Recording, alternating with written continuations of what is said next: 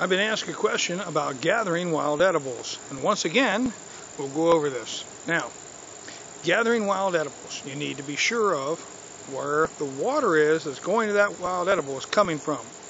And what do I mean by that? Well, let's pan around here real quick. Looks nice behind me, doesn't it? Apartment houses. Lots of them. Driveways down there. See those? All the driveways down there. Well, now we have to think about this. Where does the runoff for that piece of property, that driveway, go? The answer is it goes behind me over here into a creek. All the storm runoff from that driveway, and the one above me up here, and the one above that one on up, and a few other ones, all run to this creek behind me. That means all the oil, gasoline, brake fluid, anything else that is on the ground in that area goes into the storm drains, goes down to the creek. Also means that anything out here in the grass will flow into the storm drains or be sucked down into the groundwater. Lower point, being the creek, whatever goes into the ground here, may go down and flow across and out into the opener area and into the creek. Well, water runs downhill, and this is definitely a hill here, and it runs down and goes down toward the creek. As you can see, it's still sloping slightly downhill, going down all the way, and it goes down to a creek way over there past that other apartment building. Now, would I eat anything out of the creek? The fish, the crayfish, the other things? Probably not. What about this grass that you saw that we just panned across? Well, people don't curb their dogs in here sometimes, and all that goes into the water. Plus fertilizer, because this is a open area for the people that live here. They cut the grass and they put fertilizer down because they want to have nice grass. They don't want clover, they don't want weeds, they don't want anything else, so they put fertilizer and other things out there to kill all those wonderful plants that I love to eat. Now, what about the plants behind me? Well, sure, they're going to spray right up to the very edge, because if we pan down here, you can see how the grass runs right up against the edge here. So, just because they throw fertilizer for the grass, they're also going to drive right along the edge there and throw fertilizer. So whatever's right there is going to get that little bit of chemical and stuff on it too. Well, would I eat the things? Now this woods here goes 75 to 100 yards back to another housing place back there. Well, the creek's right down here, real close. Then beyond that is all woods. Would I eat anything out of those woods? Probably. I have no problem with that, because I know that there's the housing complex and the underground pipes that go out that empty out into the creek. I've been down there. I've investigated what's around there. Now, looking down at the ground, I see there's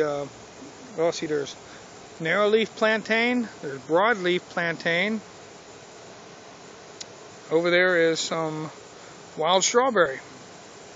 Not fruiting, but it's over there. Now, would I eat any of that out of this grass? Absolutely not.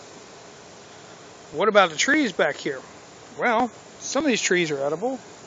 Matter of fact, one of my favorite trees is right here. It's a very small one. It doesn't have any fruit on it.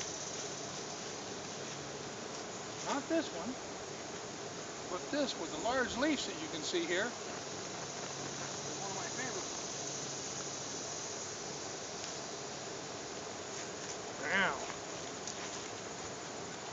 what tree is this? Please, don't type in there and say what this is. I want people to guess at this. So if you know what this is, you can send me a private email. Okay? You can send me a private message. Please don't put it in there and say what it is. If you know what this tree is that fruits out this way, now this is a very small one and it won't have any fruit yet. But there is a couple larger ones on up the way, and I know that's why this fruit washed down here and germinated for this. And if you go gathering them down in the patch, here's a hint for you. That's one of my favorite trees. Would I have any problem eating off of these trees? Not really, because I know that most of the trees grow back in there a little bit, and I won't have a problem with that. Knowing what is on your edibles is the most important part. So roadways, eating off the side of a roadway, when you see it, say you're driving down the road and you find cattails on the sides of the highway. Would I eat those? Absolutely not.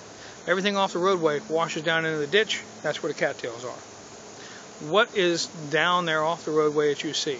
What is sprayed in the grass around where you're at? Whether it be in a park or your neighbor's lawn or anything else, you need to know what's on them before you eat them.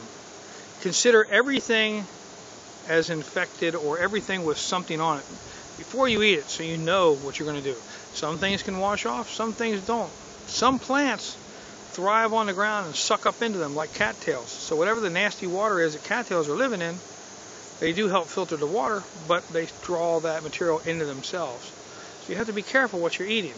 Okay?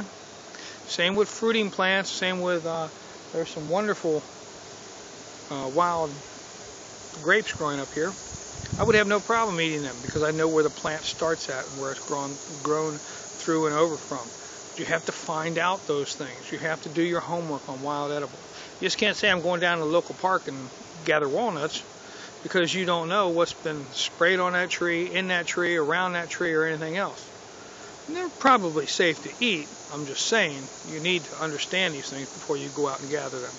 The question being because they've showed that show again on TV where the lady takes her family out and she's a cheapskate and she goes out there and she gathers wild edibles in the park and tells her kids not to step in the dog do. Not a smart place to gather wild edibles, trust me. So there you go. I'll catch you on the next one. I thank you for your questions. I hope that answers some for you. And I'll see you later.